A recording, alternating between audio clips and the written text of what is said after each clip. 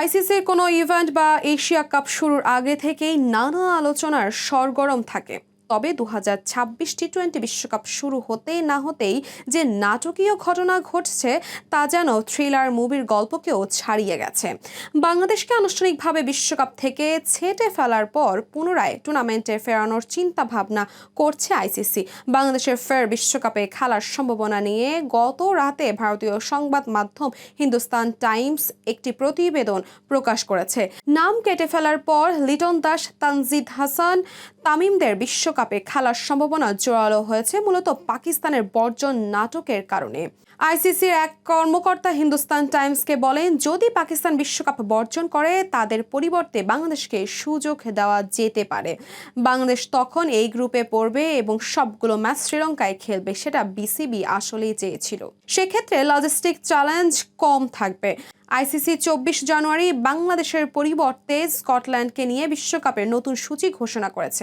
একই দিনে লাহোরের গাদ্দাফি স্টেডিয়ামে সংবাদ সম্মেলন করে পাকিস্তান ক্রিকেট বোর্ডের চেয়ারম্যান মহসিন নাকভি দাবি করেছিলেন, বাংলাদেশের প্রতি আইসিসির অবিচার করেছে, কারণ বিসিবি যে বাংলাদেশের ম্যাচগুলো ভারত থেকে সরিয়ে শ্রীলঙ্কায় নিতে চেয়েছিল আইসিসি তা মেনে নেয়নি। বিসিবি তাদের আগের অবস্থানে অনড় থাকায় লিটন, তামিমদের বিশ্বকাপে খেলা হচ্ছে না। বাংলাদেশের নাম ছেড়ে ফেলার দিন নাকভি জানিয়েছেন, সরকারের নির্দেশ পেলে পাকিস্তান টি-20 বিশ্বকাপে নাও খেলতে পারে। গতকাল দিনভর ছিল নাটকীয়তায়। দুপুরে পাকিস্তানের জিও নিউজ উর্দু প্রতিবেদনে প্রকাশ করেছিল, বিশ্বকাপে ভারতের বিপক্ষে ম্যাচটা শুধু বয়কট করতে পারেন সালমান আলী, আঘা, বাবর আজমরা। প্রধানমন্ত্রী শাহবাজ শরীফের সঙ্গে বৈঠকের একটি ছবি এক্সে পোস্ট করে নাকভি গতকাল সন্ধ্যায় লিখেছেন, প্রধানমন্ত্রী শাহবাজ শরীফের সঙ্গে বৈঠকের একটি ছবি এক্সে পোস্ট করে নাকভি গতকাল সন্ধ্যায় লিখেছেন, প্রধানমন্ত্রী শাহবাজ শরীফের সঙ্গে একটি ফলপ্রসূ বৈঠক অনুষ্ঠিত হয়েছে।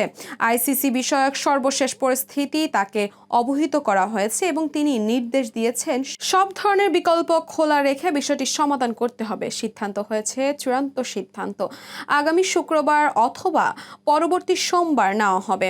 পাকিস্তান বিশ্বকাপ বর্জন করলে আইসিসির নিয়ম অনুযায়ী বাংলাদেশের কপাল খুলতে পারে, কারণ আন্তর্জাতিক টি-20 র্যাঙ্কিংয়ে বর্তমানে 7 ও 9 নম্বরে রয়েছে পাকিস্তান ও বাংলাদেশ। কোনো দল বিশ্বকাপ বর্জন করলে আইসিসি সাধারণত সেই দলের কাছাকাছি কোন দল রয়েছে তাদের অন্তর্ভুক্ত করে বিশ্বকাপে। বাংলাদেশের নাম প্রত্যাহার করায় 14 নম্বরে থাকা স্কটল্যান্ড তাই সুযোগ পেয়েছে 2026 টি-20 বিশ্বকাপে। পাকিস্তান যদি শেষ মুহূর্তে সে নাম প্রত্যাহারও করে নেয় আর বাংলাদেশের সুযোগ মেলে, সেক্ষেত্রে বাংলাদেশের ম্যাচগুলো শ্রীলঙ্কায় পড়ার কথা।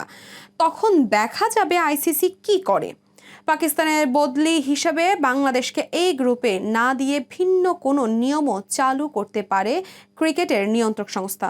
দর্শক, এই ছিল স্পোর্টস আয়ের আজকের মতো আয়োজন। খেলার দুনিয়ার নতুন নতুন আপডেট পেতে চোখ রাখুন জিডি স্পোর্টসে।